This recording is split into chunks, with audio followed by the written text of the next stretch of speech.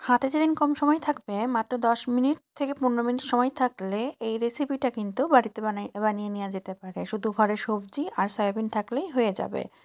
তো আজকে আমি বানিয়েছিলাম 1 পাকে সবজি দিয়ে একটা রেসিপি, মানে সবজি বিরিয়ানি বলতে পারো। তো এটার জন্য আমার ঘরে যে সবজিগুলো ছিল, আমি আলু, টমেটো, ক্যাপসিকাম, গাজর, ব্রোকলি আর অবশ্যই কাঁচা লঙ্কা আর পেঁয়াজ নিয়েছি। আর এখানে 1.5 কাপ মতো বাসমতি চাউল আমি ধুয়ে ভিজিয়ে রেখেছিলাম, সেটা ধুয়ে জল ঝরিয়ে নিয়েছি। আর সয়াবিন আমি আগের থেকে গরম জলে ভিজিয়ে রেখেছিলাম, সেটাই চেপে চেপে নিয়েছি।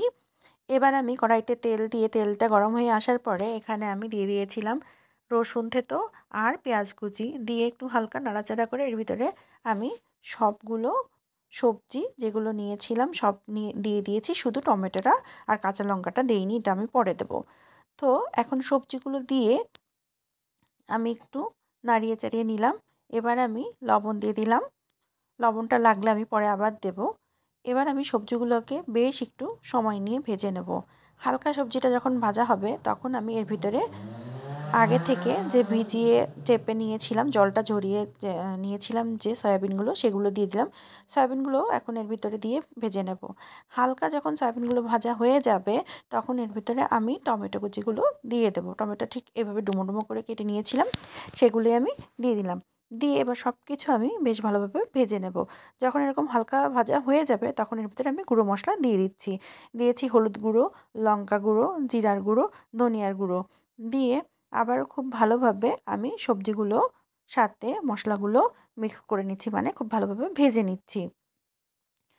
যখন এরকমটা ভাজা হয়ে যাবে তখন এই পর্যায়ে আমি সামান্য একটু আদা বাটা দিয়ে দিলাম। দিয়ে আবারও খুব ভালোভাবে সবজিগুলো আদা বাটার সাথে মিশিয়ে ভেজে নিলাম। এখন এই পর্যায়ে আমি বাসমতি যে চাউলটা আমি ভিজিয়ে রেখেছিলাম, মানে ধুয়ে নিয়েছিলাম, ভিজিয়ে রেখে ধুয়ে নিয়েছিলাম, সেটাই দিয়ে দিলাম। দিয়ে এবার সবজিগুলোর সাথে খুব ভালোভাবে চাউলটাকে মিক্স করে ভেজে নেব। বেশ একটু সময় নিয়ে চাউলটা একটু ভেজে নেব। এখন এই পর্যায়ে আমি দিয়ে দিলাম বিরিয়ানি মশলা। বিরিয়ানি মশলা দিয়েও আমি খুব ভালোভাবে আবার সব কিছুর সাথে মিক্স করে নেব। এবার আমি পরিমাণ মতো জল দিয়ে নেব।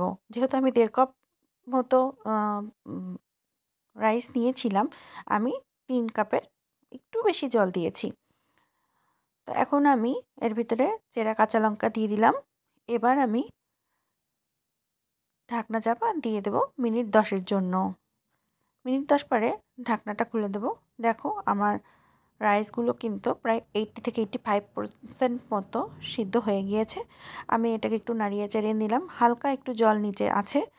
এখন এই পর্যায়ে আমি এর ভিতরে দিয়ে দেব ঘি।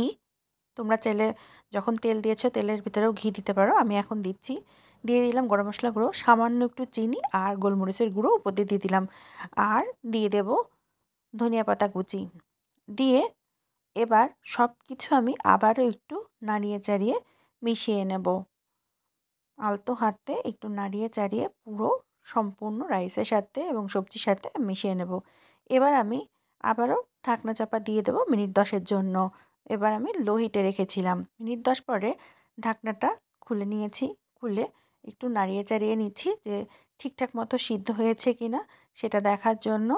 তো মোটামুটি কিন্তু এটা আমার তৈরি হয়ে গিয়েছে। বেশি কিছু উপকরণ না, বাড়িতে যে সবজি থাকবে সেটা দিয়েই কিন্তু এটা চটজলদি রান্না করে নেওয়া যেতে পারে। যখন একদম রান্না করতে মন না চায় এবং হাতেও কম সময় থাকে তখনই আমি এই রেসিপিটা বানিয়ে ফেলি। তো এটা খেতে কিন্তু খুব সুস্বাদু হয়েছিল। তোমরাও বাড়িতে একবার ট্রাই করে দেখতে পারো। তা আমার ভিডিওগুলো যদি তোমাদের ভালো লেগে থাকে, অনুরোধ রইল আমার চ্যানেলটিকে সাবস্ক্রাইব করে আমার পাশে থাকার জন্য। তো আজকে এখানেই বিদায় নিচ্ছি। পরবর্তীতে দেখা হবে নতুন কোনো রেসিপি নিয়ে। ততক্ষণ পর্যন্ত তোমরা সবাই ভালো থেকো।